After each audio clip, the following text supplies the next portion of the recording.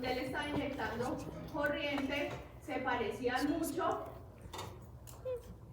se podían asociar más bien a los números que había colocado Brodmann en sus sectores, a las divisiones que él había sectorizado. Y resulta que en otro lugar del mundo, más o menos en la misma época, esto ya es en Europa, Luria empezó a analizar en el contexto de guerra a personas que habían sufrido daños, traumas craneoencefálicos, y resulta que este señor empezó a darse cuenta que los lugares o los sectores que se veían afectados estaban relacionados con algunas funciones específicas de los mismos pacientes que tenían esas afectaciones en esos sectores, y las cosas se correspondían con lo que había colocado o lo que estaba encontrando Fenner. A todo ese estudio se le denomina el estudio de las áreas corticales funcionales,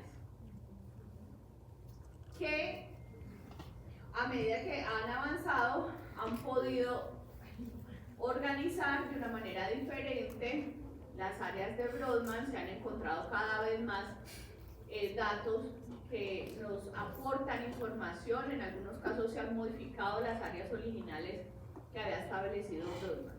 Ahora ustedes tienen como recurso futuros médicos los estudios de resonancia magnética funcional, que son muy útiles para identificar y para poder ver las estructuras de la corteza. Y algo de lo que nosotros hacemos en el grupo de investigación en el que yo estoy en la Universidad del Valle, que son estudios de citoarquitectura, donde hacemos algo similar. Tomamos tejido de pacientes y colocamos unos marcadores que nos permiten identificar cosas en el tejido. Ahora, el estudio de las áreas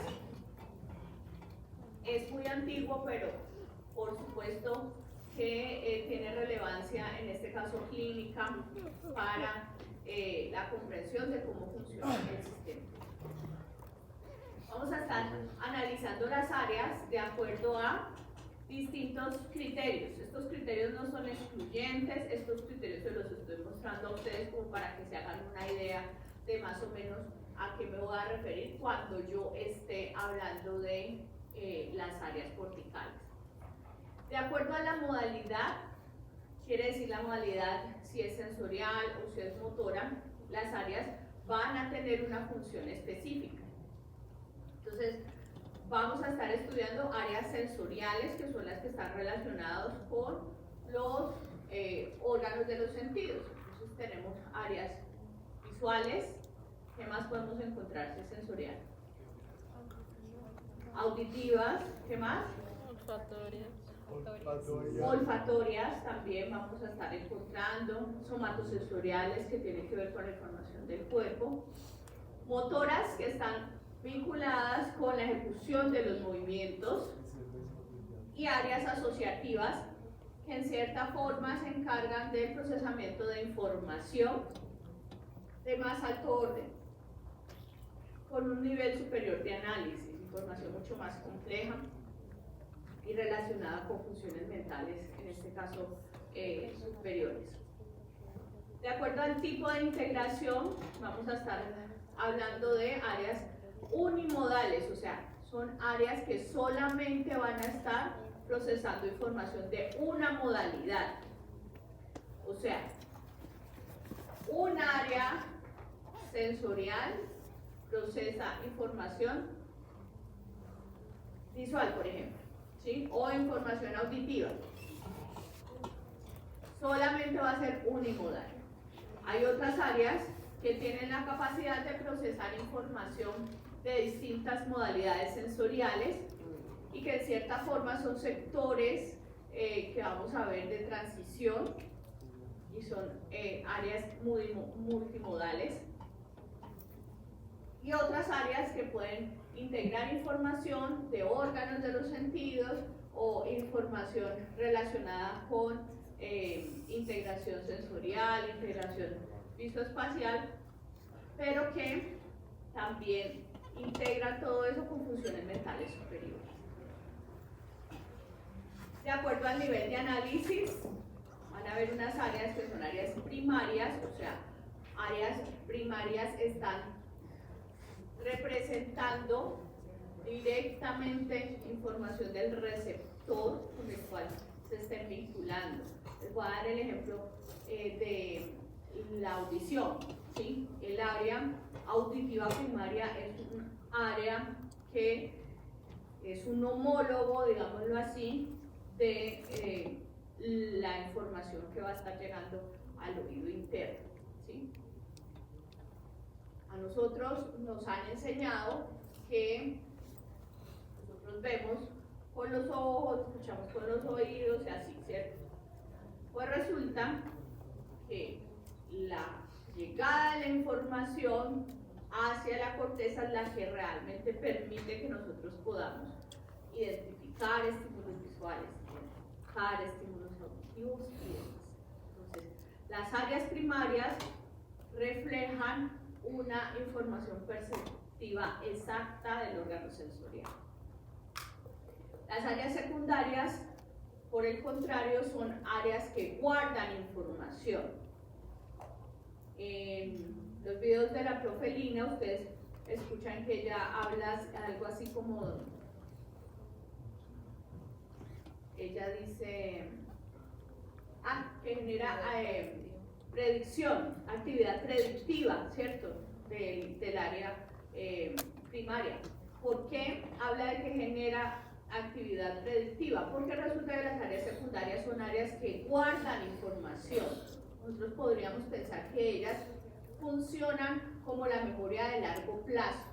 O sea, la información que entra en nuestra vida cotidiana llega a áreas primarias, ¿cierto? Pero para que yo la pueda reconocer en un área secundaria, el área secundaria tiene que tener memoria de esa información que está llegando. ¿Para qué?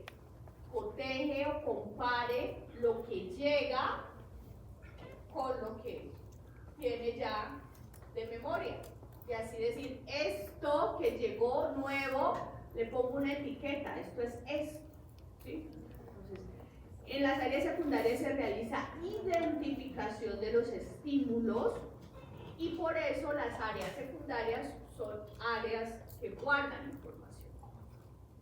Y las áreas terciarias son de más alto nivel de desarrollo y tienen capacidad de integrar la información que nosotros estamos recibiendo de diferentes modalidades con estímulos, información que está relacionado con aspectos de funciones mentales superiores principalmente. ¿Listo? Vamos entonces a empezar a ver esas áreas de la corteza cerebral. Esta es la imagen que vamos a estar usando. Siempre es importante tener presente algo, y es que les voy a repetir algo que les dije con fotografía externa. Estos numeritos de acá no corresponden a los números de las áreas de Brodmann, ¿sí? Los vamos a estar usando como referencia.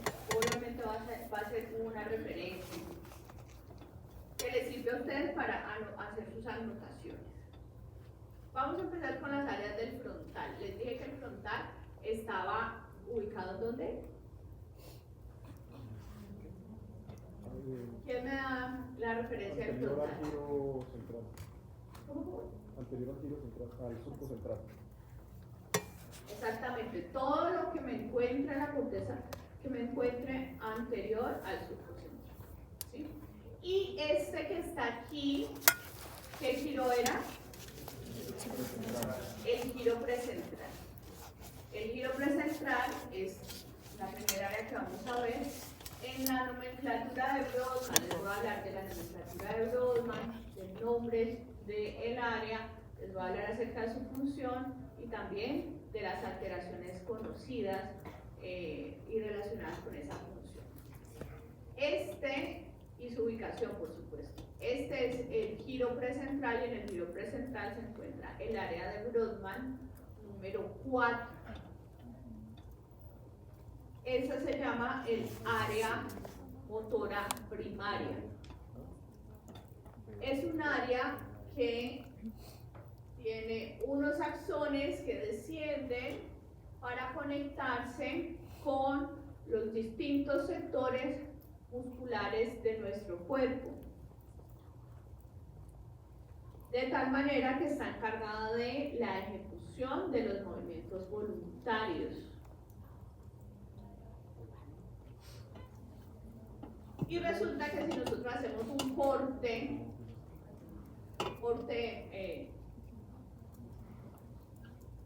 finito, digámoslo así, de ese giro, como metiendo la cuchillita y tratando de sacar un corte coronal de ese giro, podemos encontrar, esta es una vista mediana aquí, esta es una vista dorsolateral, esta es la vista basal, ¿sí?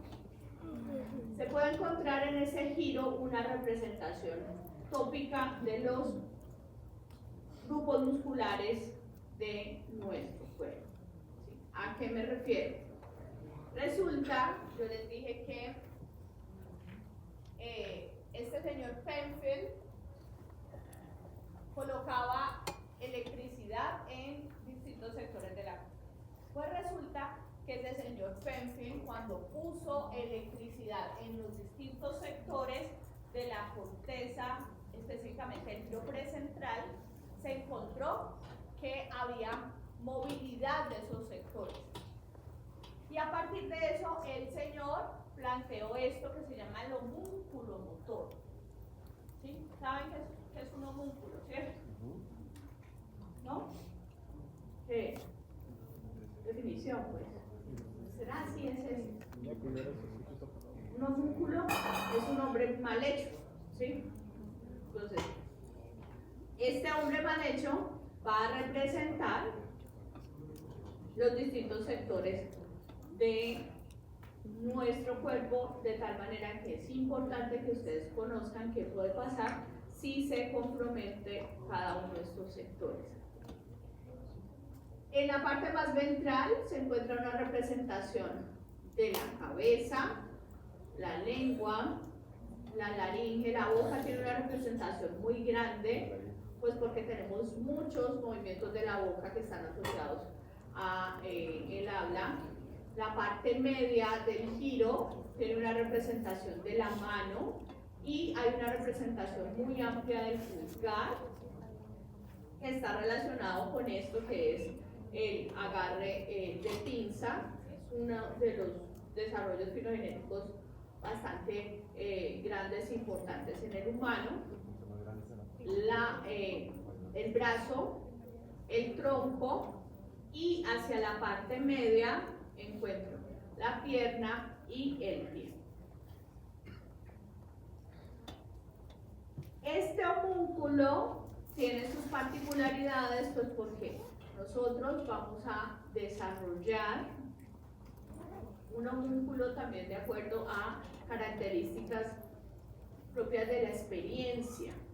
Entonces, posiblemente si usted es un deportista bueno, no un deportista, si usted es una persona que toca la guitarra, posiblemente su homúnculo motor va a tener una representación un poco más amplia del sector donde se encuentra la mano, ¿sí?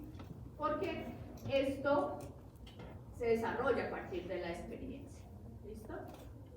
Y resulta que las fibras que salen de esta corteza del giro precentral son fibras que van a tomar un curso descendente y que a nivel del tallo cerebral se van a cruzar. ¿Quién me dice dónde se cruzan esas fibras?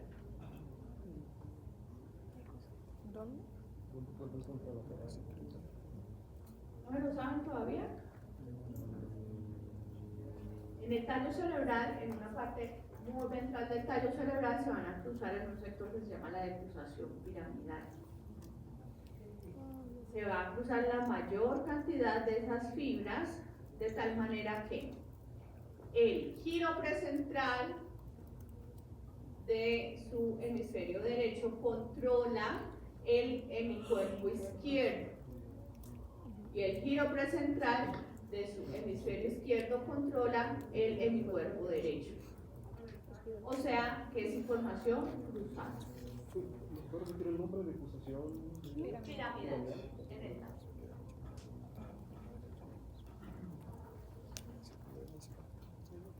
Y esto tiene relevancia clínica para usted, porque las afectaciones o las lesiones, el compromiso en la corteza depende del sector donde se afecte el giro precentral y del hemisferio que se encuentre comprometido. ¿Listo? Para la cara, vamos a ver después, cuando estemos viendo pares craneales, que hay una representación un poco diferente de lo que va a estar sucediendo en la cara. ¿Listo? ¿Qué produce un compromiso o una lesión en el giro precentral? Parálisis o paresia, pérdida de la fuerza. ¿Listo? Lo que usted ve comúnmente en accidentes cerebrovasculares que comprometen una arteria que está allí en el surco central, que es la arteria cerebral media. Muy común tener ACVs por arteria cerebral media, donde se compromete la funcionalidad del giro precentral en esos casos. ¿Listo? Seguimos. ¿Esto de acá qué es? Surco precentral, ¿cierto? En el surco precentral, en las paredes del surco precentral, vamos a encontrar la representación del área 6 en la nomenclatura de Brodmann, área motora secundaria o área premotora. De esa forma la pueden encontrar en los libros de anatomía. El área premotora es un área que, por ser secundaria, genera actividad predictiva sobre el área 4, de tal manera que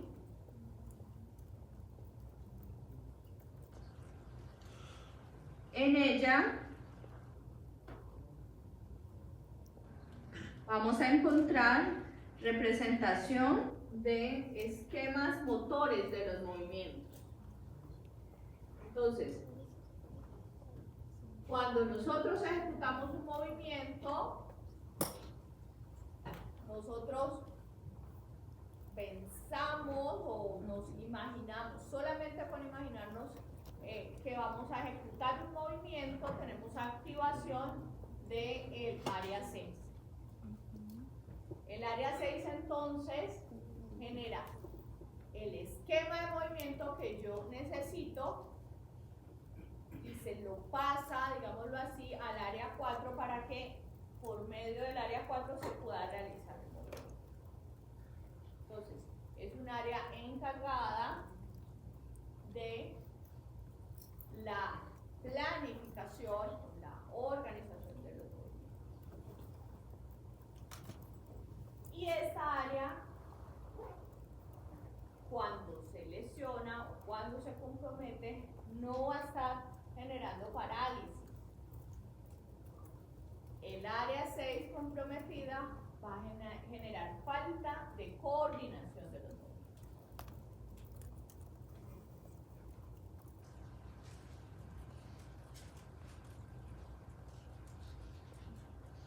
¿Están claras estas dos áreas? ¿O hay preguntas?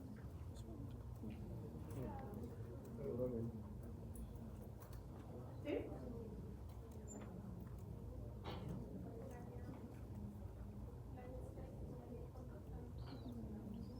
¿Hasta ahí hay preguntas o todo bien? Seguimos, esta partecita de acá. ¿Qué es?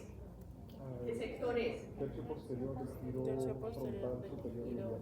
Exactamente. Tercio posterior del giro frontal superior y medio. En este sector tercio posterior del núcleo frontal superior y medio se va a encontrar el área 8 en la nomenclatura de Brodmann. Una cosa, y las 6 minutos tienen que ver con la motricidad fina, cuando se todo la otra. ¿Cómo?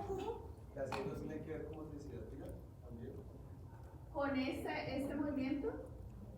No, pues me imagino, pero más que todo ocular. Es que creo que eso yo lo vi así en vacaciones y me han dicho que 6 y 8 tenían que ver con motricidad fina. Puede ser esto, pero también más que todo ocular. No sé si es así, o si no, No. Giro frontal. ¿Motricidad fina ocular? ¿Cuál es ese? Ah, no, pues si ese es el movimiento de los ojos, es área 8. Ah, Coreano. 6 no tiene que ver ahí. No, con la parte ocular no. Pero el seno tiene que ver con el movimiento voluntario. Con los movimientos oculares voluntarios. El 8, el área 8. El área 8. Porque ese es el surco. El 6 es el surco. Que yo realice tareas de rastreo visual. Juan. Yo realice tareas de rastreo visual. ¿Sí? De pronto a eso se refiere usted con movimiento ocular fino. Tareas de rastreo visual como cuando yo leo. ¿Sí? Cuando yo trato de afinar la mirada. ¿Sí? Eso es área 8. ¿Sí? El área 6 planifica y organiza el movimiento. O sea que 6 no tiene nada que ver con que si es grueso o fino el movimiento. ¿Con qué? Con que si es grueso o fino el movimiento. El 6 tiene que ver con la organización del movimiento. ¿Cómo lo Pues, confirma? Sí. Juan, ¿usted es de aquí de Cali? Sí. ¿Y usted le gusta salir a bailar? ¿Por qué se ríen? Es que ¿No bailas. baila, Juan? Sí, sí. ¿Y después bailarín? Fue bailarín 10 años, siempre Ah, claro. Tienes que tener ese músculo pues, bien desarrolladito. ¿Qué bailaba? de todo, aquí con la danza urbana, con jazz, con salsa, con ¿Y usted que no baila? no sé, karaoke. Bueno, mapalé. Eso va bien. ¿Cha-cha-cha baila? Sí. Ah, qué chévere. Cae, le cae. Juan, a usted le invitan a una fiesta y usted sale a bailar y usted baila de todo, pero resulta que en la fiesta le ponen a usted un joropo y lo sacan a bailar el joropo y usted dice, pues madre, yo sé moverme muy bien, ¿cierto? ¿Por qué? Porque su área 6 tiene esquema para salsa, para merengue, para bachata, para cha-cha-cha, tango, pero el área 6 no tiene esquema para joropo. ¿Sí? Entonces, ¿qué pasa cuando usted tiene que bailar algo que no sabe? Su área 6 entrega, digámoslo así, al área 4 los esquemas de movimiento que tiene. Entonces le dice, ve área 4, yo no tengo esquema para joropo, pero ahí le paso estos que yo tengo y que pueden servir. ¿Sí? Entonces, ¿qué hace su área 4? Su área 4 termina moviéndose con los esquemas de movimiento que tiene, porque no tiene esquema para joropo que le permita moverse de acuerdo al joropo. El área 4 es un área bruta, que no piensa. ¿Quién le dice cómo moverse al área 4? El área 6. ¿Listo? Ahora, el área 8 está relacionada con los movimientos oculares voluntarios. Entonces, es un área que tiene de los 3 niveles de desarrollo. Es un área de los movimientos oculares voluntarios primaria porque está conectada con los músculos oculares para realizar movimientos de los ojos, pero es un área también secundaria porque guarda el esquema de los movimientos oculares, y es un área terciaria porque integra esa información con funciones cognitivas superiores, como son las funciones atencionales, las funciones de dirección de la mirada hacia las cosas que yo necesito o a las cosas que yo quiero hacer. Entonces ahí hay mucho aspecto volitivo, también hay de actividad cognitiva, porque yo cognitivamente centro la atención, y al centrar la atención y mantener la atención depende también de factores motivacionales que son de orden superior. Entonces, esta es un área terciaria. Tiene funciones primarias, secundarias y también terciarias. ¿Y qué compromiso puede tener el área 8? Pueden haber compromisos de distinto tipo dependiendo de la función, de las funciones que les he descrito. Entonces, si tenemos, por ejemplo, un daño permanente en el área 8, puede haber alteración en los movimientos de los ojos, como se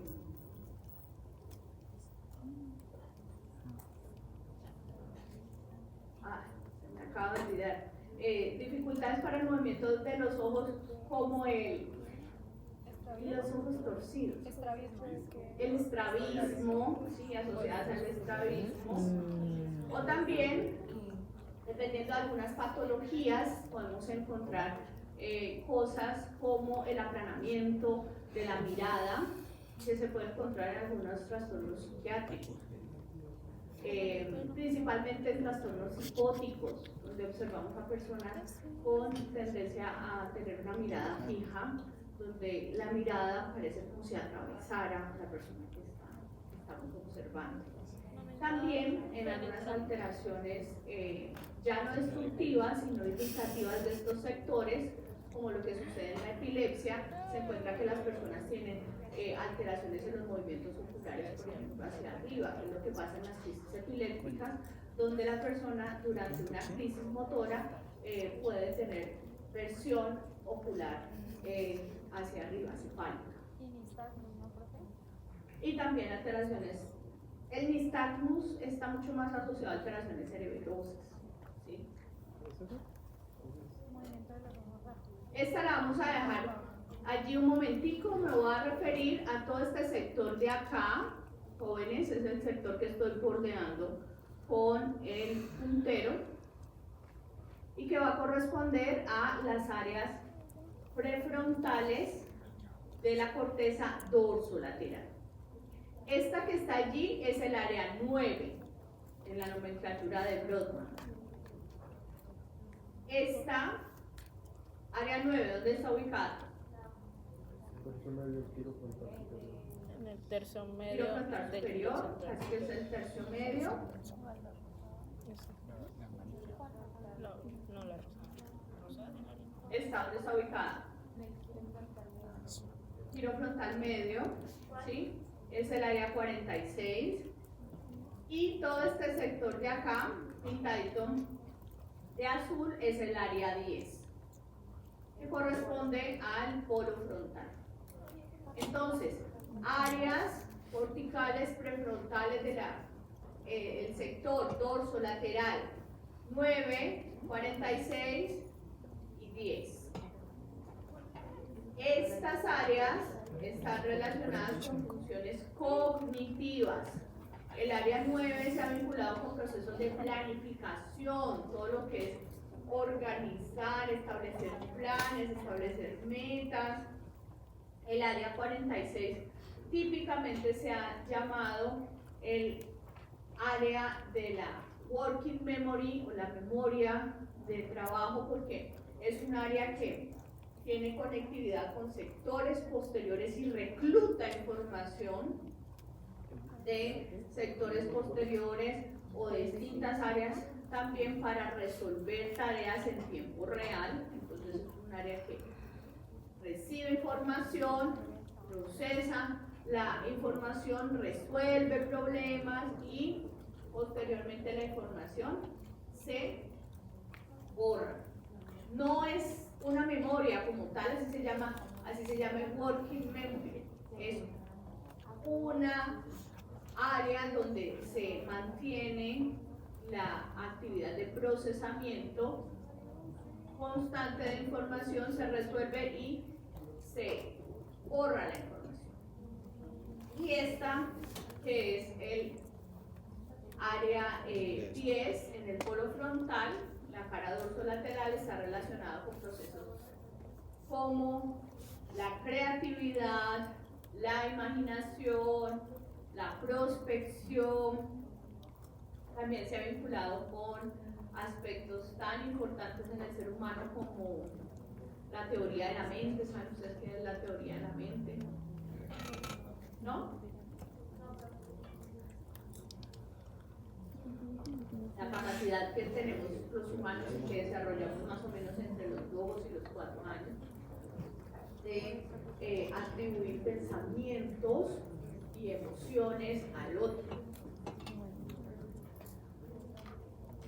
Entonces es una capacidad claramente humana de desarrollo filogenético temprano que se ve afectado en personas con cosas como el autismo. ¿Sí?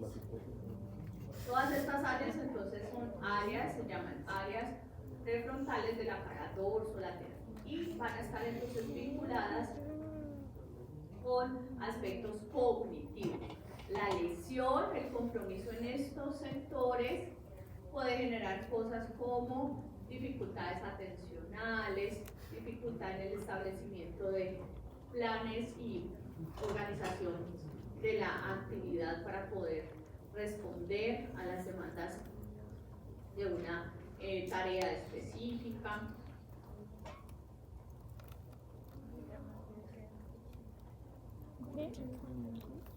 Y esta de acá, vamos a ver esta de acá. ¿Dónde está ubicada esta?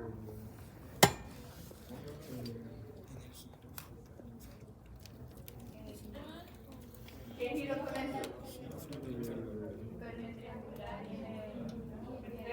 Triangular y el opercular. Giro triangular opercular, nomenclatura de Brosman, área 44-45. Esta área se llama el área motora del lenguaje o área de Broca.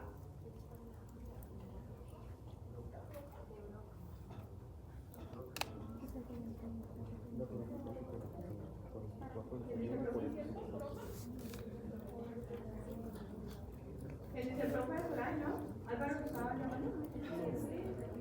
Está alucinado entonces. El área de Broca es un área relacionada con los procesos de organización sintáctica del lenguaje. ¿Sí? Las personas, bueno, recibe su nombre a partir del neurólogo que la estudió, que se llamó Paul Broca. Resulta que este señor tuvo un paciente que tenía dificultad para la articulación del lenguaje. Entonces, ese neurólogo atendió a ese paciente y ese paciente le colocaron tanta, que el señor llegaba a la consulta y le decía, buenas, ¿usted cómo está? Y el señor decía, tan, tan. ¿Con quién vino hoy? Tan, tan. ¿Cómo está el clima hoy? Tan, tan. ¿Sí? Pero a tan, tan lo ponían a ejecutar tareas. Le decían, vea, vayan, cierre la puerta y recoja el papel que está en el piso y viene y se siente. Y el señor comprendía el lenguaje, comprendía las instrucciones que le daban. O sea, no podía articular el lenguaje, pero el señor entendía el lenguaje. Entonces, cuando Tantan murió, Broca tuvo acceso al cerebro y encontró que Tantan tenía un deterioro, un daño en toda esta estructura que corresponde al triangular y al opercular, y a partir de eso entonces se instauró la idea de que este sector es el que está encargado de los procesos articulatorios. En ese caso sería en el hemisferio izquierdo, ¿cierto? Y ese daño era en el hemisferio izquierdo, de tal manera que las lesiones o el compromiso en giro triangular y opercular del hemisferio izquierdo, que es el dominante en la mayoría de las personas, puede generar algo que se llama afasia, y en este caso es una afasia motora o afasia de Broca. ¿Listo? ¿Qué pasa entonces con el hemisferio derecho? Esto me sirve para hablar de elementos asociados a los procesos de lateralización. Típicamente se considera que el hemisferio izquierdo es un hemisferio que está más relacionado con los procesos de análisis, de síntesis de información, los procesos de razonamiento complejo y aspectos que implican el lenguaje. Y el hemisferio derecho típicamente se ha relacionado con aspectos mucho más del contexto, aspectos de la generalidad, tareas visoespaciales, el procesamiento de información emocional y las conexiones que estábamos viendo el día de ayer, que eran fibras que conectaban un hemisferio con otro. ¿Cómo es que se llaman esas fibras? ¿Cómo les dije que se llamaban? Comisurales. Comisurales, ¿cierto? Las fibras comisurales que integran información de un hemisferio con otro, principalmente el cuerpo calloso. Entonces, integran esas dos formas de pensamiento para que la actividad cortical emergente sea posible. Entonces, en la mayoría de las personas hay un hemisferio dominante izquierdo que casi siempre se analiza a partir de los procesos de dominancia manual. Entonces, en esos casos lo que vamos a encontrar es una afasia si está comprometido el giro frontal inferior en los sectores del triangular y opercular y en el hemisferio derecho va a pasar algo diferente.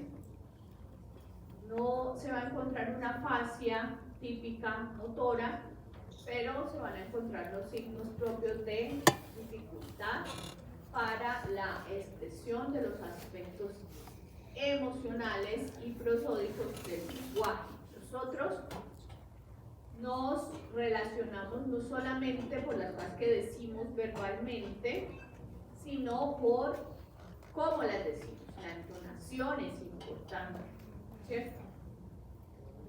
Entonces, una persona con compromiso en el hemisferio derecho pueden haber alteraciones en la entonación, generando una habla tendiente al aplanamiento sin mucha expresión emocional. Profe, pero a pesar de que es motora, la persona entiende qué es lo que le está pasando. Sí, Él escucha que está diciendo lo que no es. sí, y genera mucha ansiedad, de hecho. Porque como entiende, entonces él puede tener conciencia de lo que está diciendo, de lo que quiere decir, pero no lo logra articular, ¿sí? Puede usted encontrar también que como este sector está tan cerca de la parte ventral del giro precentral, entonces estas alteraciones afásicas se pueden acompañar de disartria, alteraciones en los movimientos. Entonces usted puede encontrar a la persona que dice a, sa, ca, sa, por decir casa, ¿sí? Hay también una dificultad articulatoria en la mayoría de las personas. Acuérdense en que esto que estoy señalando acá es el giro precentral y por aquí se aloja entonces la arteria cerebral media, que al generar accidentes cerebrovasculares compromete giro precentral y puedes llegar también hasta estos sectores de acá. Entonces usted encuentra personas que han tenido una afectación por arteria cerebral media y parálisis contralateral asociada. ¿Listo? Ahí tenemos áreas del frontal. ¿Preguntas hasta allí?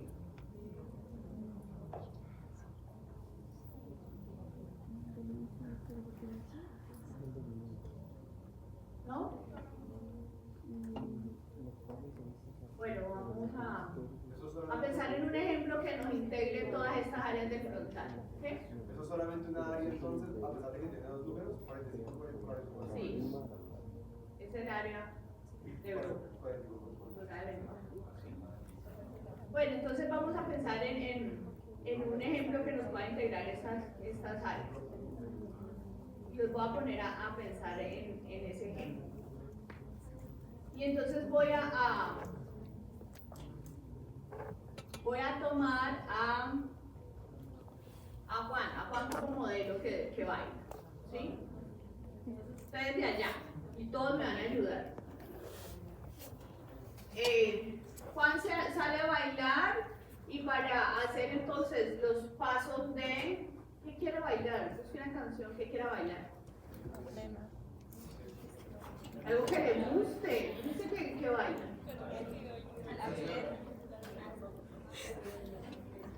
No sé, ¿qué canción le gusta bailar? Pues es bailarín, ¿no? Despacito. ¿Ah? Despacito. Ay, sí, y entonces ¿con quién la Baila tu lugar, aunque sea.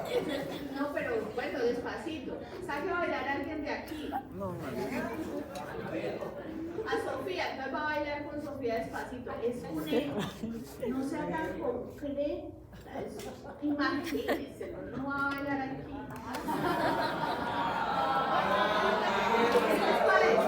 Usted les queda viendo la salida, Juan. No, si no me gasto media, no bailo.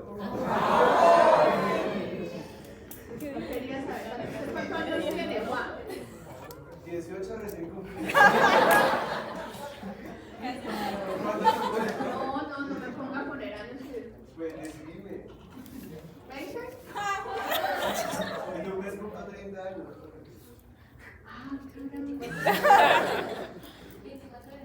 ¿Alguien más joven para mí? ¿Alguien más joven que quiera ser mi joven? Polanco. Ah, bueno, Sofía, usted no sabe. Ah, bueno, Sofía. Entonces Sofía va a salir a bailar con Juan. Sofía, ¿usted pide permiso? ¿Y a usted quién le da permiso? ¿Y hasta qué hora le dan permiso cuando sale a bailar? Hasta las 12. Soy muy anticuada, definitivamente. Hasta las 12. ¿Y usted consume bebidas alcohólicas? ¿Y sus papás no les gustaría? ¿Cierto? Ella jura. Bien. Entonces salieron ustedes dos a bailar y la pasan chévere, ta. Entonces, Sofía y Juan van a bailar despacito, ¿sí? Entonces, ¿qué esquema de movimiento necesito yo para eso? ¿Cómo baila despacito? El área se... Pues, no, es que eso no se baila. Ay, no, busquemos uno que sí sepa bailar cali pachanguero, pues. La salsa, pero sí, la salsa. Sí, salsa, ¿cierto? Entonces, ¿qué área ejecuta los movimientos? El 4. Con las 6 los... ¿Y qué área me da el esquema de los movimientos para saber? La C, es la C. Bueno, entonces resulta que en la fiesta, ¿usted tiene pareja, Juan? Yo sí. ¿Ustedes, Sofi, tienen pareja? Resulta que están en una discoteca, no una fiesta, una discoteca. Y resulta que Sofía ve de lejos a alguien, una persona, y se le parece a su pareja. Ay. Entonces ve que esa persona pasa de un lado para otro. ¿Qué permite que Sofía dirija la mirada de un lado para otro? El área 8. El área 8. Estamos pensando en un cerebro íntegro. Sofía y Juan tienen cerebro íntegro. Entonces, 7 por 8. Sofía dirige su área 8 hacia esa persona porque le interesa saber si es su pareja. Resulta que Sofía se acerca un poquito más y se da cuenta que es la pareja. Ah, Y resulta que ve que la pareja está hablando con otra persona.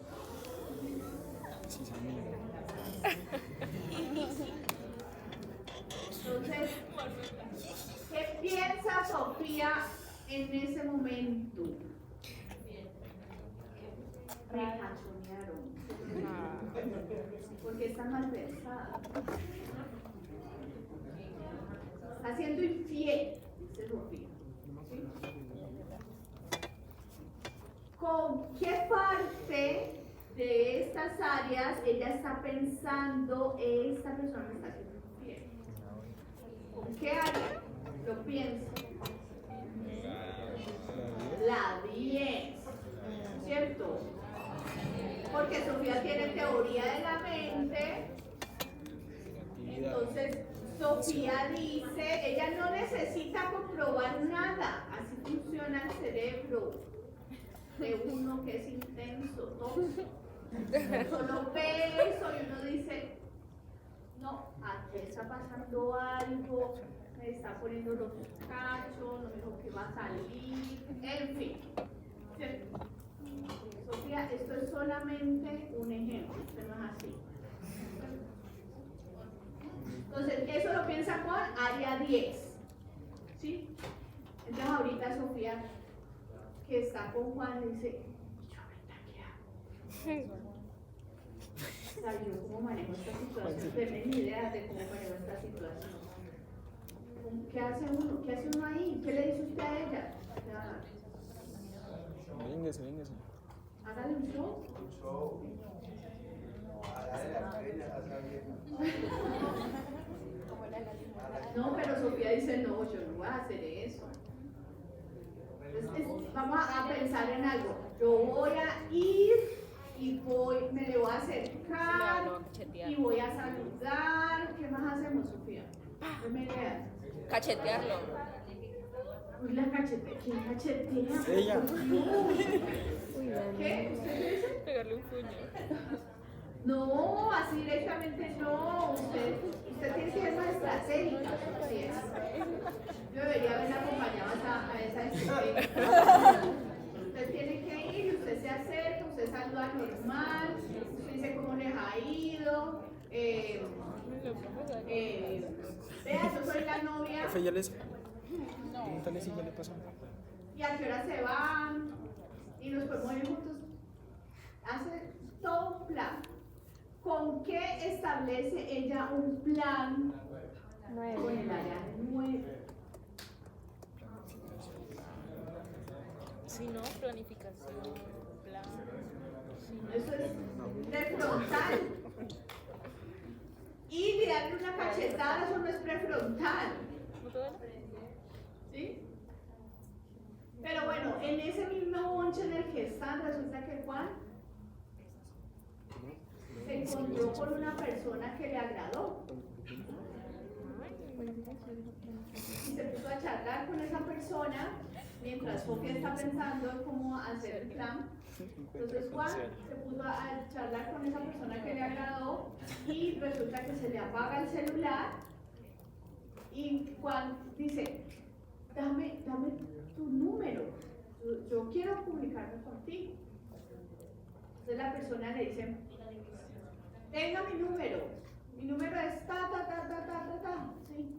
Y entonces, un número, no sé, 318 49 80, yo no sé. Entonces, la persona le dice el número a Juan y Juan se va diciendo 318 49. Esperen un momento que le voy a pedir a Sofía el teléfono para apuntar su número porque no sé. O una servilleta, por ejemplo. 318 43 90.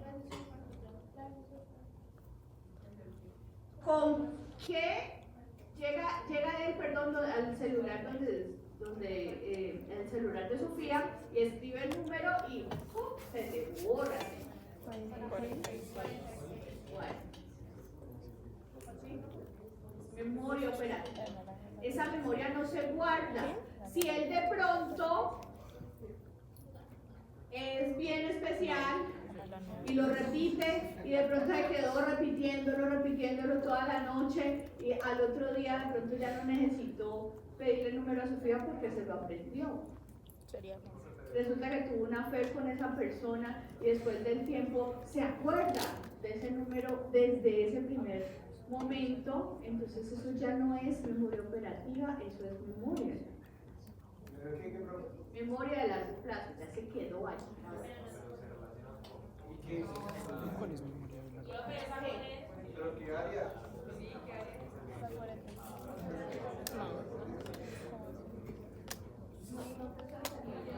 No, porque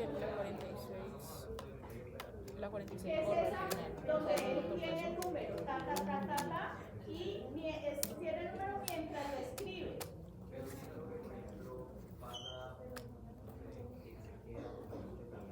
Eso ya es memoria de la.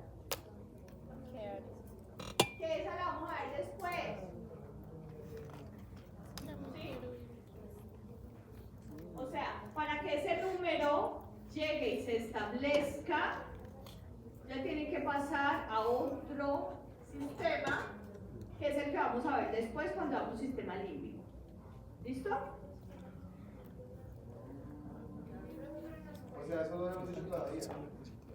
La memoria de largo plazo, para hacerles una abrebocas, las memorias de largo plazo son o están vinculadas con las áreas secundarias. Acuérdense que yo les dije que guardaban la información. Pero entonces, para que ese proceso pase de la memoria operativa, memoria de corto plazo, memoria de largo plazo, pues se requiere un proceso que vamos a ver después.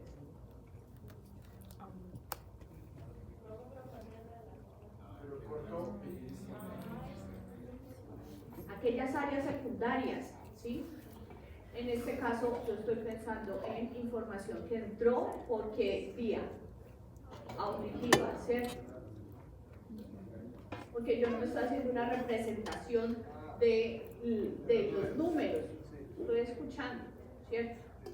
Entonces, escucho y es una información en la que participa el temporal y redes del temporal para generar la recuperación si estamos en memoria de largo plazo. Muy bien, entonces, ¿qué más nos falta? Entonces resulta que Sofía se decide a ir a reclamarle a la pareja. Pero ella piensa en el plan, ¿no? Ella tenía el plan ya establecido. Entonces, ella se acerca y le dice: hola, qué gusto verte por acá.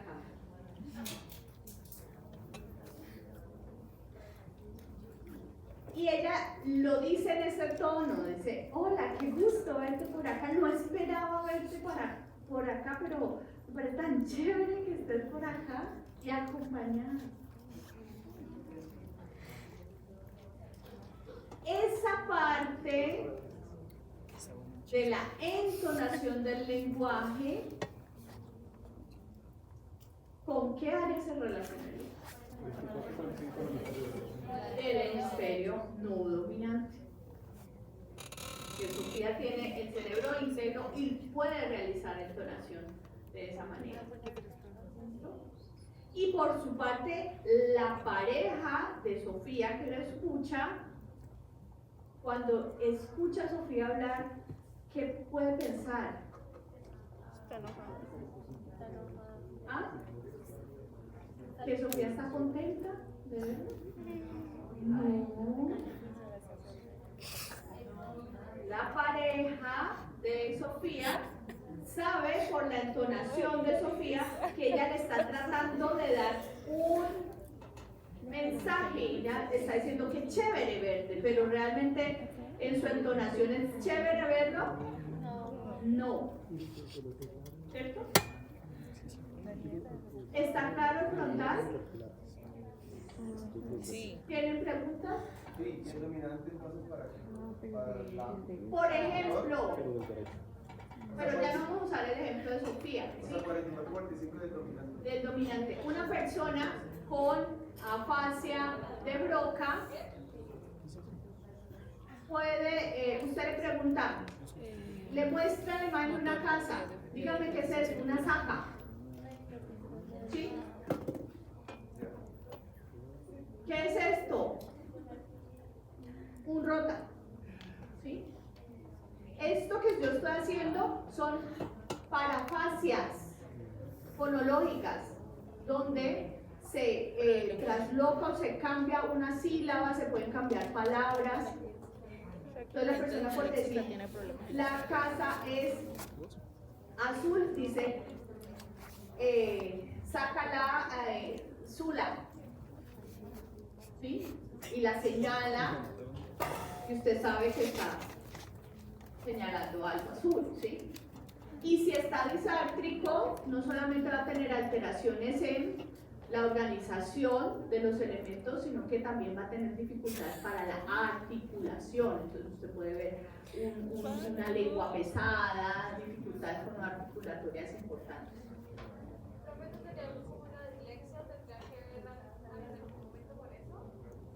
La dislexia es la dificultad, pero en los procesos de lectura. Dislexia, lectura, disgrafia, escritura. ¿Sí? Una persona con afasia, en este caso afasia de Broca, puede en procesos de escritura presentar las mismas alteraciones. ¿Sí? Entonces, por escribir casa puede escribir saca, ¿sí? Que son rotaciones de sílabas y de letras. ¿Listo? Vámonos para el varietal.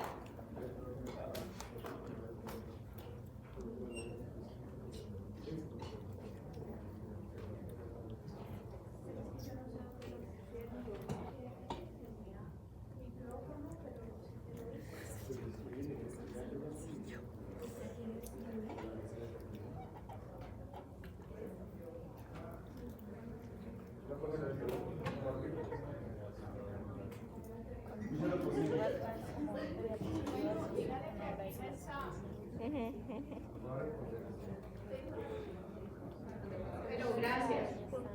Vámonos para el frontal, para el parietal. ¿Parietal dónde se encuentra? Jóvenes. Piropo central. En 15 minutos hacemos un pequeño break, ¿les parece? Sí, por favor.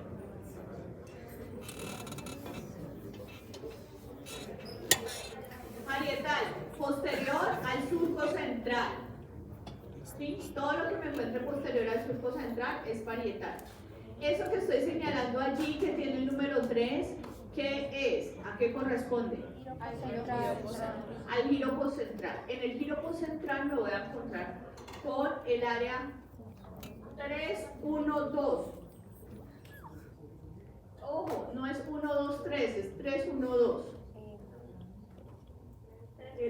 El área 312 se llama el área somatosensorial primaria, ese es su nombre. Y es un área que funcionalmente se relaciona con la recepción de información de sensibilidad general. ¿Qué es la sensibilidad general? ¿Quién sabe? Las dolor, temperatura, las dolor, temperatura, presión, Las las costillas. sensaciones especiales como olfato, vista, Esas. Entonces, sensibilidad general, todo lo que yo puedo percibir por piel, músculos y articulaciones. ¿Qué percibo yo con piel, músculos y articulaciones. Dolor, temperatura, tacto simple, excepción de cosas como la ropa, los zapatos, ¿sí? Tacto discriminativo, que lo percibo en esto que son el pulpejo de los dedos, Cosquillas. cosquillas, prurito, líbido, peso, propiocepción. Temperatura,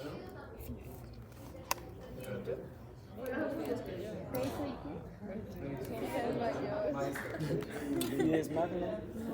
Todo eso lo voy a percibir entonces en el área 312.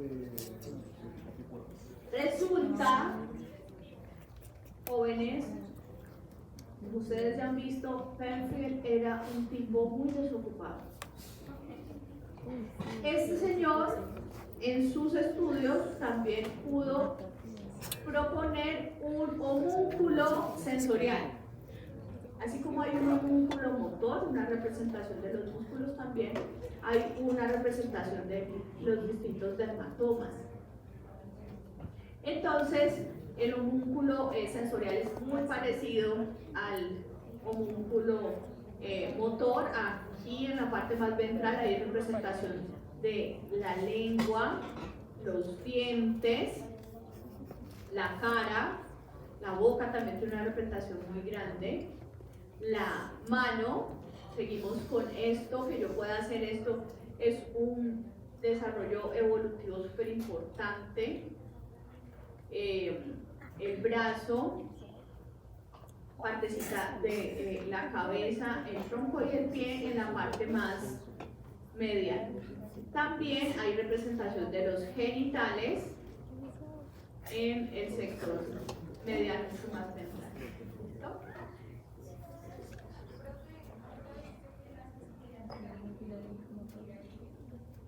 ¿Ah? Líbido también. Cosquillas, líbido.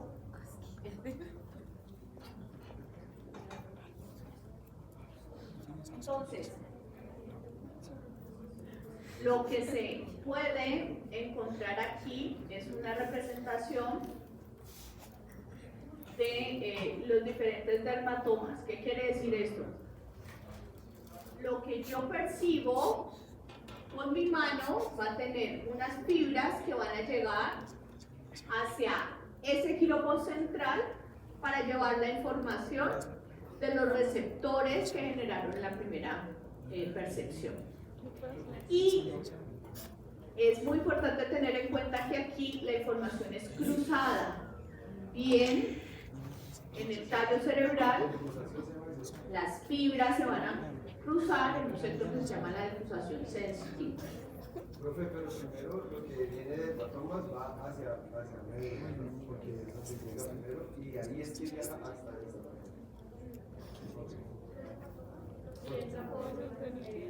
Porque eso sí lo vimos en lo locomotor, que primero cada parte tiene como un dermatoma, pues que va hacia una parte de la médula. Y luego si sube, es lo que quiere decir.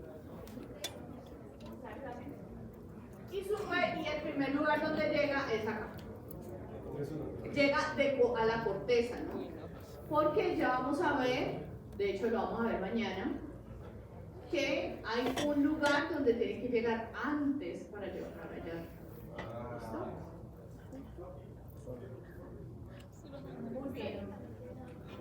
¿Qué se puede ver afectado cuando hay compromiso en el quirópodo central? Pueden haber alteraciones en la percepción, por ejemplo, del dolor, en la percepción del tacto, que es lo que ustedes pueden observar en pacientes cuando tienen accidentes cerebrovasculares, donde la persona, aparte de tener alteración en la movilidad por algún tipo de parencia, cuando se le realiza estimulación en los distintos sectores, no siente dolor, no siente tacto, ¿sí? Y ahí estamos encontrando entonces la participación de ese sector. Ahora, esto de aquí, ¿qué es? Que les dije que era en topografía externa. Lobulillo parietal superior. Lobulillo parietal superior por encima de surco intraparietal. Lobulillo parietal superior. En el área de Brodmann, de acuerdo a las áreas de Brodmann, se llaman el área 5-7, es el área somatosensorial secundaria. Es un área que permite la identificación de los estímulos que yo recibo por piel, músculos y articulaciones.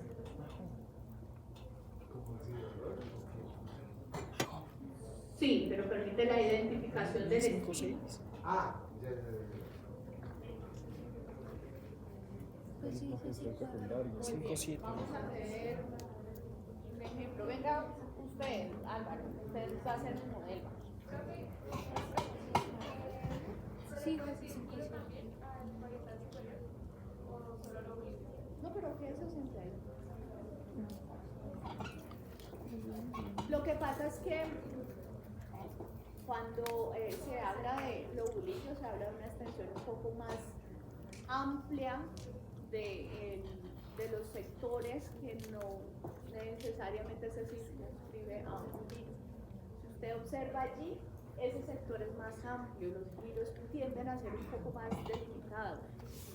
Usted le puede decir giro parietal superior,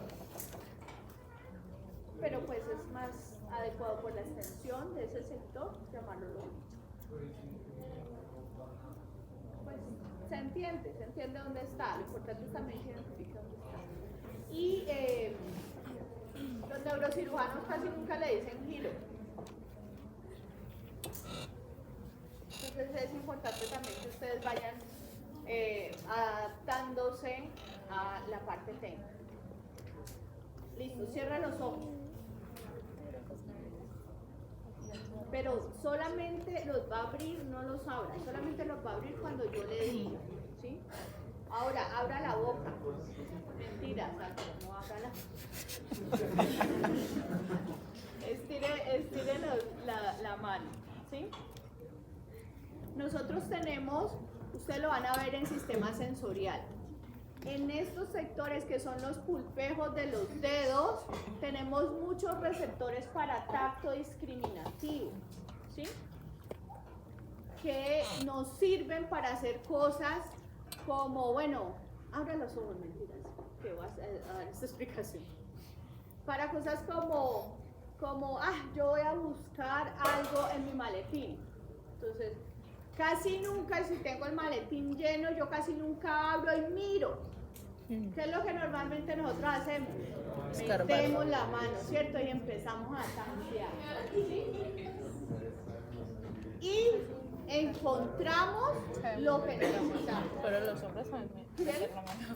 Y eso lo hacemos porque tenemos muchos receptores de tacto discriminativo en el pulpejo de los dedos que nos permiten realizar eso. Difícilmente yo metiendo mi codo voy a encontrar lo que necesito, ¿sí? Porque no tengo en mi codo receptores, pues no, de tacto discriminativo. ¿Listo? Entonces solo va a abrir los ojos cuando yo le diga. ¿Me lo promete? Bueno. Entonces, presta aquí.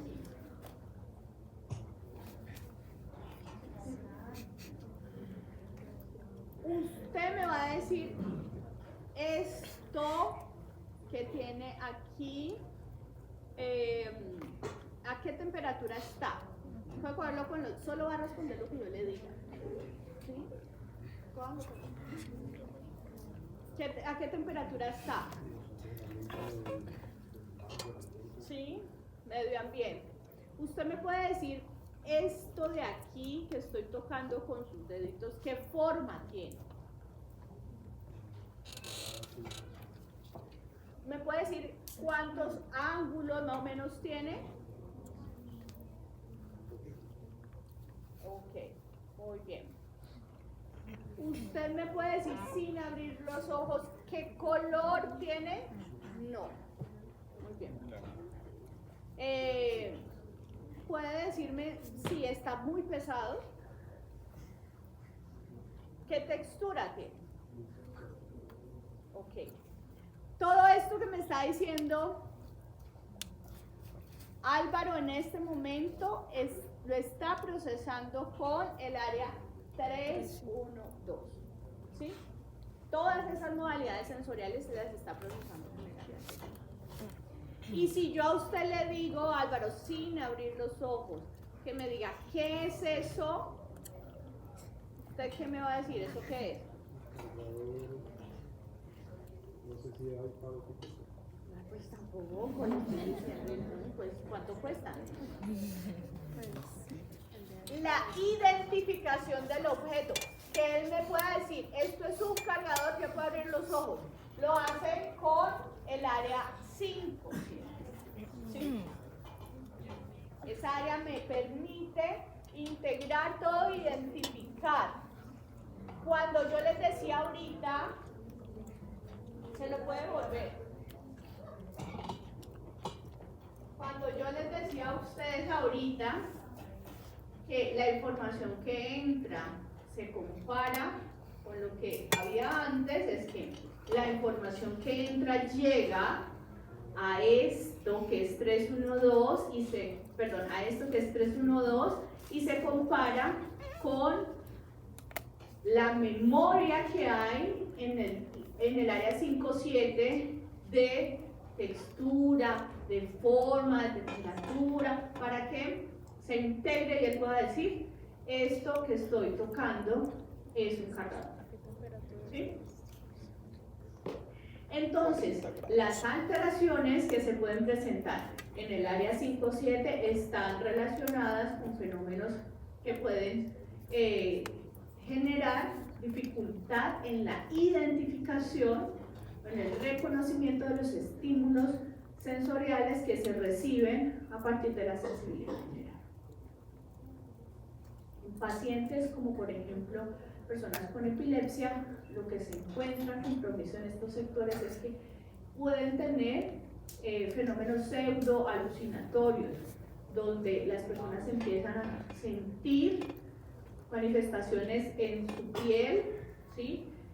Como una forma de, o una señal que indica que van a empezar a tener una crisis. Eso es muy típico de esos sectores. Listo. Como empezamos tardecito, vamos a hacer una breve pausa de 10 minutitos. ¿Listo?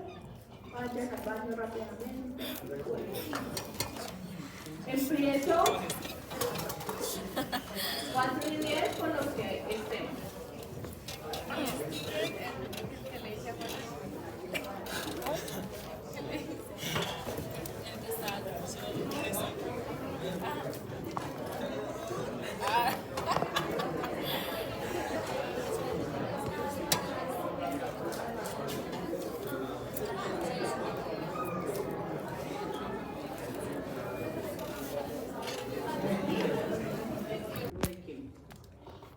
Las alteraciones pueden incluir alteraciones en los procesos de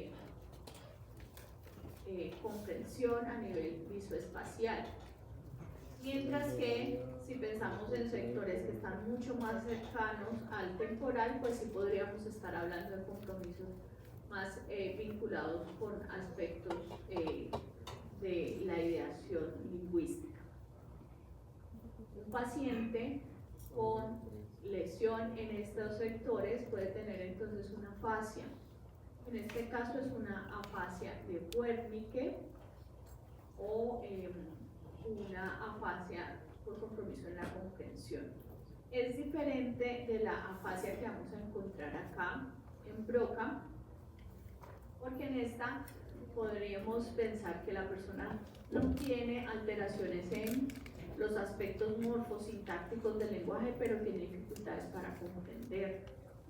Entonces, en el ejemplo que les estaba dando ahorita de Tantán, que le decían, por favor, camina hasta la puerta, ciérrele, recoja la hoja que está en el piso y venga y se sienta la persona, al recibir estas 3 instrucciones pueda que solamente realice una, que se le dificulta entender el lenguaje, ¿sí? A pesar de que puede expresarse bien, ¿sí?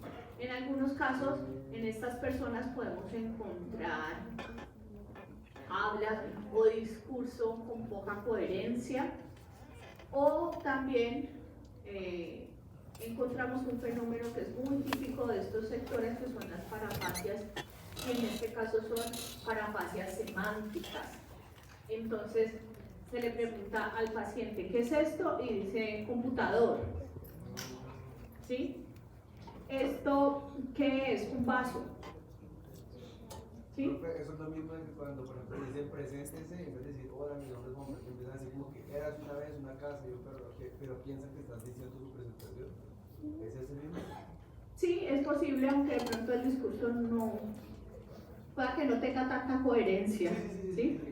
Pero a lo que de pronto usted se refiere es que la respuesta no corresponde con la pregunta que se ha formulado, ¿sí? Eso puede pasar también en casos de compromiso en estos sectores, ¿sí? Y en el caso del hemisferio no dominante, lo que normalmente se puede encontrar es que la persona tiene dificultad para comprender la prosodia del lenguaje, ¿sí? Entonces, usted le dice, llega tarde a la casa, Sofía llegó tarde a la casa por la fiesta, ¿sí? Entonces, llegó a las 5 y a ella le dijeron que le daban permiso hasta las 2, ¿no? Bueno, ¿qué hizo Sofía? Se fue. Bueno. Entonces la mamá le dice a Sofía, ve la llave. Sofía, estamos hablando mal de usted. Entonces le dice Sofía a la mamá, bonitas las horas de llegar. Y Sofía dice, no, pues ella me está felicitando porque llegué a esta hora. Hombres. Tiene dificultad para comprender la prosodia del lenguaje, ¿sí? La mamá le dice, bonitas las horas de llegar. Cualquiera no va a saber que lo están felicitando, ¿cierto? Pero esto es con lesiones en el hemisferio no dominante, el contralateral, el derecho, en la mayoría de las personas. Obviamente esto que yo estoy diciendo, que dije acerca de Wernicke y de Broca, es importante que ustedes lo analicen en el contexto del paciente, y es que el análisis del lenguaje en los casos de neurocirugía es algo que se debe hacer de manera muy fina, porque no todas las personas van a tener una representación del lenguaje típica, ¿sí? Eso se tiene que tomar con más cautela en casos donde las personas escriben, por ejemplo, con la mano izquierda, ¿sí? Que se consideraría que tiene una representación contralateral del lenguaje. Profesora, disculpe, ¿me podría repetir la diferencia entre las dos áreas, la supramaxila y la anular, o si era del área de transición temporoparietal? Todo lo que implique sectores de Wernicke, ¿sí? Entonces, la parte de la comprensión del lenguaje se ha vinculado más con, por supuesto, 39 y 40 y transición hacia el temporal en la parte posterior, ¿sí? Que sería área 22, que la vamos a ver ahora. ¿Y la de la transición temporoparietal? Sí, temporal y parietal. O sea, todo esto de acá, Álvaro, ¿sí lo ve? Que lo estoy señalando. Estamos hablando de la misma área. Sí, Wernicke. Y hasta allí hablamos de las áreas del parietal. No, perdón, estoy saltando una que es importante. Este sector de aquí, ¿cómo lo podríamos catalogar? Parte inferior del lóbulo parietal. Sí, la parte más ventral del giropo central. En la parte más ventral del giropo central encontramos el área 43 en la nomenclatura de Brodmann, que es el área gustativa, ¿sí? Algunos le llaman el área gustativa primaria. La información que viene entonces de receptores de la lengua va a estar llegando ahí. Mañana vamos a ver dónde hace escala esa información, pero la información que viene de receptores de la lengua va a estar llegando allí, y allí se realiza una primera percepción de los sabores: salado, ácido, umami, amargo, dulce, ¿sí? Se considera que la percepción de los sabores también tiene otras vías, ¿sí? Dentro de esas, se cree que la información que llega aquí va a tener unas vías hacia la ínsula en su parte más anterior, para poder hacer un reconocimiento un poco más fino de los sabores, y posteriormente hacia sectores de frontal, en la parte orbitofrontal, para poder darle un poco más de aspectos emocionales y volitivos asociados a el sentido del gusto.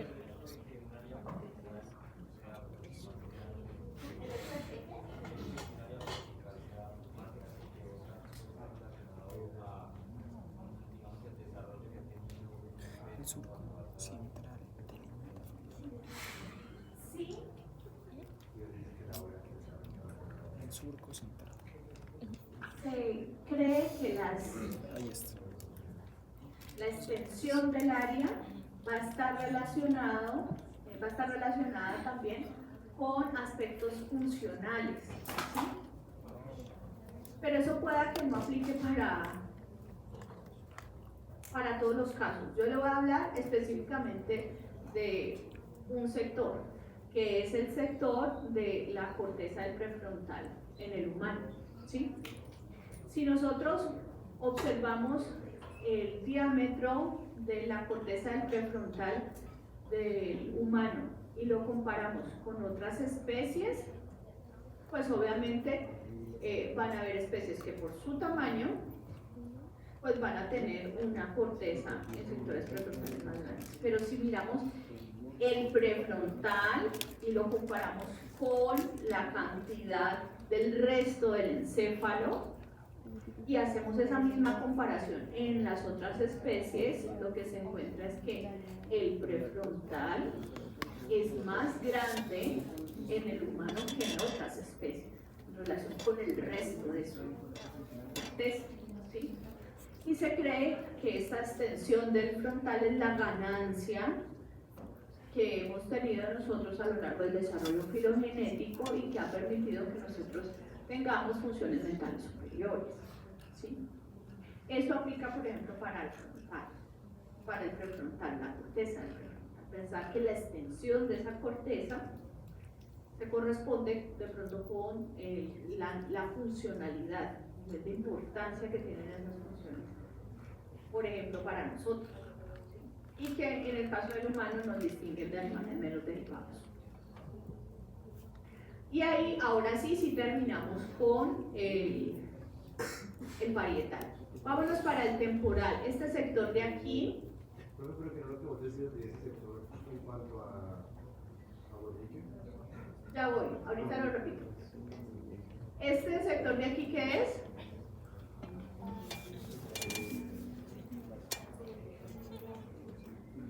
Giro temporal superior. Esta es la parte media del giro, ¿sí?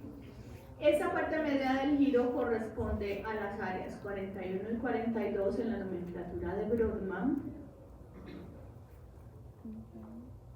que se llaman, o que se llama el área auditiva primaria. Realmente los sectores que están mucho más vinculados con el procesamiento de información auditiva se pueden observar cuando nosotros abrimos la cisura lateral y vemos aquí en esa apertura de la cisura lateral unos giros, unos surcos que se llaman los surcos transversos de Heschel. Se considera que el fenómeno del reconocimiento de los estímulos sonoros está relacionado con esos giros transversos de Hessian, ¿sí? Con el área auditiva primaria que estamos representando en estos lugares. ¿Qué hacemos nosotros con área auditiva primaria? Nosotros recibimos la información que llega del oído. Entonces, ¿qué recibimos del oído? Sonidos, tonos. La percepción de los sonidos entonces está vinculada con el área auditiva primaria. Y en el caso de la lesión o el compromiso en estos sectores, pues no se va a generar una sordera típica. Lo que vamos a encontrar es una hipoacusia. ¿Para qué? Bueno, esto se debe porque realmente la vía auditiva, cuando ustedes la vayan a estudiar, se van a dar cuenta que es una vía que tiene bastantes lugares donde va a hacer estaciones y es una vía que se cruza, ¿sí?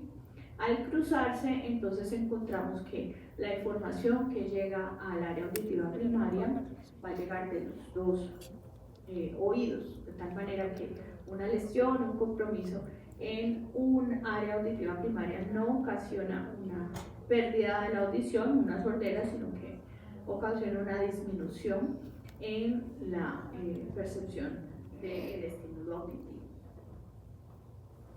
Alrededor del área auditiva primaria encuentro este sector que va a comprender a parte del giro temporal superior, giro temporal medio, en toda su extensión, y que corresponde al área 21 y al área 22. El área 22 es el área 42 de Brodmann, que es el área auditiva secundaria. Esta es un área que me permite la identificación de los estímulos que yo estoy recibiendo por medio de la audición. Para que vayamos entendiendo, yo escucho un sonido con área auditiva primaria.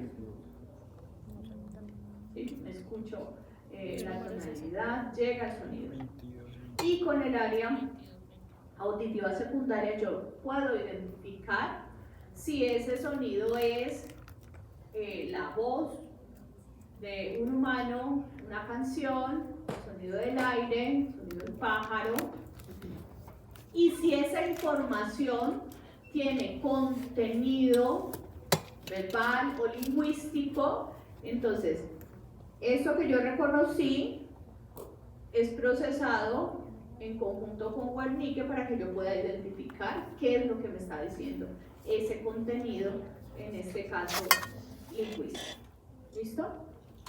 Entonces, si pensamos en los sectores posteriores, esto es ya más área 22, también va a estar participando en los procesos de comprensión lingüística asociados al área de Wernicke.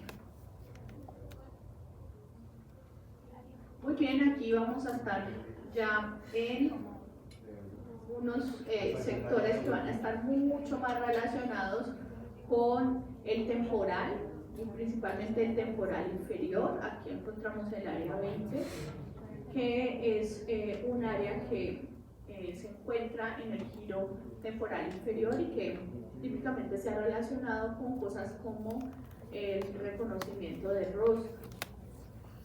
Entonces, las alteraciones en esta área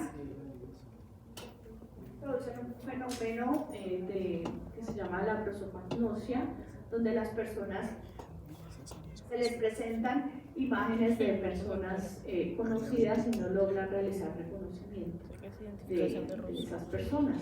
Se han reportado típicamente casos en los que algunas personas, por ejemplo, realizan cosas como desconocimiento de la pareja, desconocimiento de los hijos, ¿sí? Y pueden estar haciendo algunos trastornos psicológicos asociados a eso. Debe ser muy complejo, ¿no? Sentir que está viviendo con alguien que es un desconocido porque no reconoce que es su pareja. lo que hace principalmente es la parte donde se da El reconocimiento de errores. Entonces se cree que en ese sector se dan como unas pautas y unas señales específicas acerca de la forma de la cara, de las transiciones que se tienen en las formas de la cara que permiten la identificación de las personas conocidas. Ya, ese era el fin de Parieta. Sí. Voy a volver otra vez, por favor. Pero ahí yo lo que comprende inferior va a ser solamente el área 20 y la morada que un ¿cierto? Porque la parte 21 y 22 es medio, pero la parte verde también. O sea, giro temporal medio. Este y este. Sí. Eso es visual auditiva secundaria. Claro, pero me refiero que están sobre el giro medio. ¿Se mira? ¿Sí se mira? ¿Qué número es la morada? No, estoy hablando principalmente de todo este sector de aquí, ¿sí? Este sector de aquí, perdón, que está correspondiendo a el área 20. ¿Sí? De la morada no hablamos. Y de la No vamos a hablar de esa. La moradita hace parte de sectores del polo temporal, ¿sí? Entonces, estos sectores de acá van a estar relacionados también con el procesamiento asociado al reconocimiento de objetos, ¿sí? Y el reconocimiento de objetos con procesos de integración emocional, ¿sí? Todo lo que está muy cercano al polo temporal es el reconocimiento de información, pero no visual. Cuando hablo de reconocimiento de objetos es por decir algo. Yo veo el tarro y asocio el tarro con la palabra tarro, ¿sí? O sea, lo identifico como un tarro. Identificar el qué, es algo que requiere de la participación de todo este sector de aquí, que es el polo temporal. Esa es la vía de aquí. Y después en primaria y secundaria auditiva. Usted con la primaria escucha el sonido, ¿sí? Escucha el tono del sonido. Usted no sabe qué es, usted escucha realmente con el área auditiva primaria. Y con el área auditiva secundaria usted identifica el sonido. Ok, y bueno, y luego lo mando a si es lenguaje, lo mando a Wordwiki para identificar el lenguaje. Sí. Que está diciendo también. Exactamente. Ok, gracias. Vámonos para la cara medial. Recuerdan que en la cara medial yo les dije que la corteza lateral se proyectaba hacia estos sectores. Entonces, las áreas que nosotros vimos en la cara dorsolateral las vamos a estar viendo proyectadas en este nivel. ¿Listo? Entonces, a ver quién es Pillino. Pillina acá. ¿Esta qué es? ¿Qué área es? La 4, la cara medial. Esta de acá. 6, 8, 9 y 10. Acá.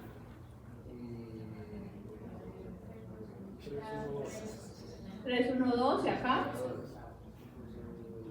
5, 7. Por 7. Muy bien. Entonces, vamos a ver las áreas del occipital. Este sector de aquí, como les dije que se llamaba.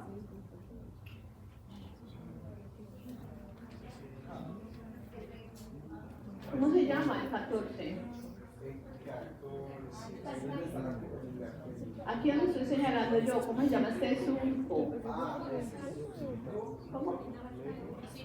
Fisura calcarina, que eso dijo. Es En los labios, los bancos superior e inferior de la cisura calcarina, se encuentra el área visual primaria. En la nomenclatura de Brodmann es el área 17. Es un área que ustedes van a terminar de comprender cuando vean sistema visual. Pero en esa área se realiza la formación de la imagen. Es un área que es súper importante para que nosotros podamos integrar los distintos cuadrantes visuales y poder tener una representación de lo que yo estoy observando por medio de la visión. Entonces, el área o el sistema visual, perdón, es un sistema que va a estar cruzado, de tal manera que la información, por ejemplo, que llega a la parte o el banco superior está relacionada con el cuadrante visual inferior, y acá la que llega al cuadrante inferior, al banco inferior, es la que yo estoy percibiendo en el cuadrante superior. Y van a ver ustedes en la vía visual que esa vía se cruza de tal manera que también voy a estar observando un campo visual temporal y un campo visual nasal, ¿sí? Entonces, yo inicialmente estoy percibiendo en mi ojo, a mi retina, va a llegar la información de esos 4 sectores: los superiores, los inferiores y los campos temporales y los campos nasales. ¿Qué sucede en área visual primaria? Todo eso se integra para que yo pueda tener una formación de la imagen. Entonces, las alteraciones o el compromiso que se puede ver en esos sectores está relacionado con alteraciones en los campos visuales. Las personas, dependiendo del sector donde se encuentre, pueden tener algo que se llama hemianopsias, entonces van a tener dificultad para identificar algunos de los elementos propios de los sectores nasales o temporales de la visión, o si, dependiendo también de dónde se dé la vía, pueden tener alteraciones ya sea solamente en un cuadrante. Ahora, alrededor de los labios de la fisura calcarina, esto que está pintadito de amarillito y esto que está pintadito de azul corresponde al área visual secundaria, área 18-19. En el área visual secundaria vamos a estar procesando aspectos mucho más complejos de la visión, como son la identificación de los objetos en relación con el espacio, la identificación de los objetos en formas en 3 dimensiones, cosas asociadas, por ejemplo, a la profundidad visual, aspectos métricos de la visión que nosotros procesamos para poder realizar una adecuada identificación del objeto en relación con el lugar donde se encuentra. Y estos procesos entonces de integración visual nos permiten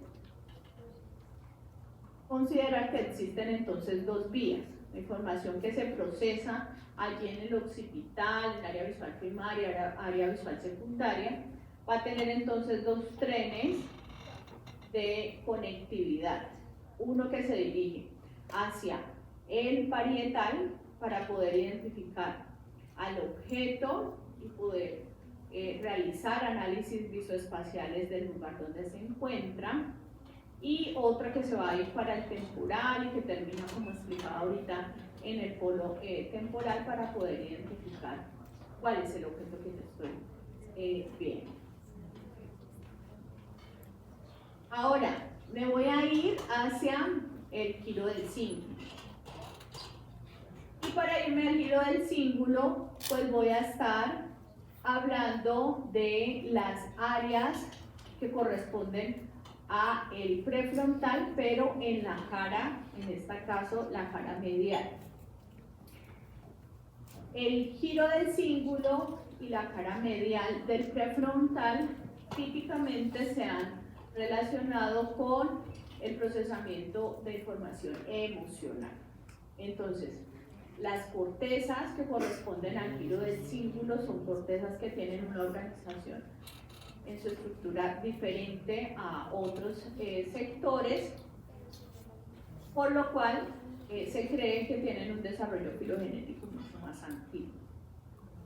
En este giro del cíngulo encontramos estas áreas. Esta que está aquí, que es el área 25, que corresponde al área septal, que es el área de las emociones puras. En esa área se cree que se procesa la percepción de emociones básicas como son el miedo, la alegría, la euforia, y es un área que se cree que no tiene mucha influencia de conexiones a nivel cognitivo, o sea, es un área puramente límbica para la percepción de emociones básicas. Alrededor de ella, en esta parte que está pintadita de amarillo, se encuentra el área 24, esta de acá sería el área 23. Entonces, esto es así: área 23, 24 y 25. Y alrededor de ella, en el mismo giro del cíngulo, encontramos esta área en rosadito, que es el área 32, y esta, que es el área 31. O sea, 31, 32, y esta que está aquí pintadita de verde es el área 33. Entonces, voy a hablarles acerca de toda esta partecita de acá. Podemos decir que de aquí para acá me voy a encontrar con sectores del prefrontal de la cara medial. El prefrontal en la cara medial se ha vinculado típicamente con funciones emocionales y con el procesamiento de información relacionada con procesos motivacionales. Nosotros los humanos tenemos un tono emocional básico para funcionar. Nosotros, para que nos podamos levantar todos los días, necesitamos cierto grado de base emocional que nos permita funcionar. Y se considera que en estos sectores, por ejemplo, supragenuales del área 24, se procesa la información emocional que requerimos nosotros para funcionar en la vida cotidiana, para que nosotros podamos ejecutar acciones motoras, para que podamos realizar procesamiento de información emocional. Entonces allí, en ese sector, hay conexión con sectores de la cara dorsolateral, sectores también que están relacionados con la activación de planes motores para que podamos ejecutar las actividades. Las alteraciones en esos sectores van a relacionarse con cosas como, por ejemplo, la apatía, muy típica de personas con depresión, o trastornos de la motivación, donde encontramos en pacientes psiquiátricos muy típico el mutismo, ¿sí? De la persona que puede quedarse en silencio sin tener ningún tipo de afasia, no tiene necesidad de hablar por alteraciones emocionales, ¿sí? Y por esa vía también entonces se han visto algunas alteraciones en estos sectores de la corteza del prefrontal medial en pacientes con síntomas afectivos como la depresión. Y vamos entonces a la cara basal. Y en la cara basal voy a hablar específicamente de las áreas que corresponden a sectores de la corteza del frontal, principalmente de sectores prefrontales. Este sector de aquí es el mismo sector de acá.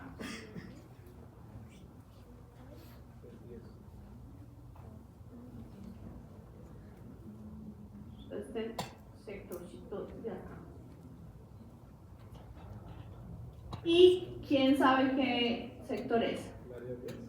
El área 10. El área 10, entonces, tiene una parte dorsolateral, una parte medial y tiene una cara basal, ¿sí? Este entonces es el área 10, este es el área 11, este de acá es el área 1247, que la veíamos también en la cara dorsolateral, un poquito dirigida hacia la parte basal. Está la cara 13 y este es el área 13, perdón, y este es el área 14. Todo esto les había mencionado que corresponde al frontal. Esta es corteza prefrontal, en este caso de la cara basal. El prefrontal de la cara basal se ha relacionado con la organización de la conducta de acuerdo a claves sociales, de acuerdo a juicios y la organización social. Entonces, se puede ver afectado en pacientes que tengan algunas alteraciones o manifestaciones clínicas, como por ejemplo la impulsividad, la logorrea, ¿sí? La necesidad de estar hablando constantemente, la dificultad en el control de los impulsos sexuales o la dificultad en el control de la alimentación por hiperfagia y las alteraciones que nosotros típicamente podemos ver en algunos pacientes neurológicos donde se encuentra desinhibición o como cierto grado de imprudencia, ¿sí? Entonces una persona con alteración en estos sectores puede fácilmente decir estamos en Cali, estando allá afuera, estamos en Cali, está haciendo mucho calor, me quito la camisa, ¿sí? Y nosotros socialmente podríamos verlo como una persona imprudente, pero no necesariamente está teniendo una manifestación clínica asociada a un compromiso en sectores orbitofrontales principalmente. ¿Listo? Esto entonces nos permite a nosotros comprender que existen 3 síndromes prefrontales con manifestaciones clínicas de acuerdo al lugar donde se presente la lesión. Si es dorsolateral el compromiso, vamos a tener alteraciones cognitivas, alteración en la atención, en la planificación, en la resolución de problemas, en la organización de la acción. Si estamos pensando en un compromiso que incluya sectores prefrontales mediales, las alteraciones van a ser afectivas. Encontramos un paciente con adinomia, con falta de motivación, con falta de expresión también emocional, con síntomas muy similares a los síntomas depresivos. Y si pensamos en el síndrome de la corteza orbitofrontal, pues vamos a encontrar un paciente con desinhibición de los impulsos, con agresividad, con dificultad para el seguimiento de normas y límites sociales, entre otras cosas. ¿Listo? Ahora, si pensamos en todo lo que incluye a estos sectores de acá, procesos o sectores de transición temporales y occipitales, pues es importante mencionar que todos estos sectores de aquí que estoy señalando, principalmente en esta parte con el cursor, están conectándose con esto de acá. ¿Cómo es que se llama esto de acá? Las cintillas olfatorias.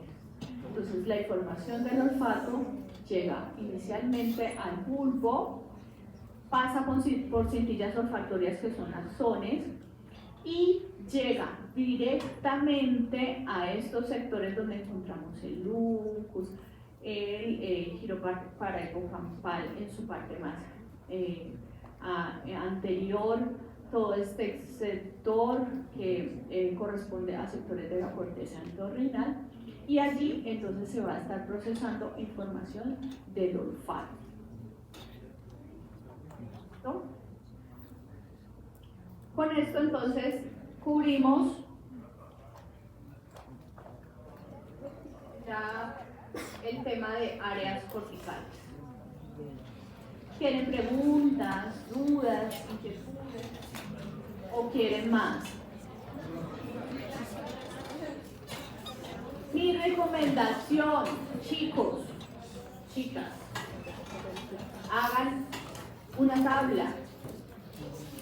Creo que yo se los puse también en las guías.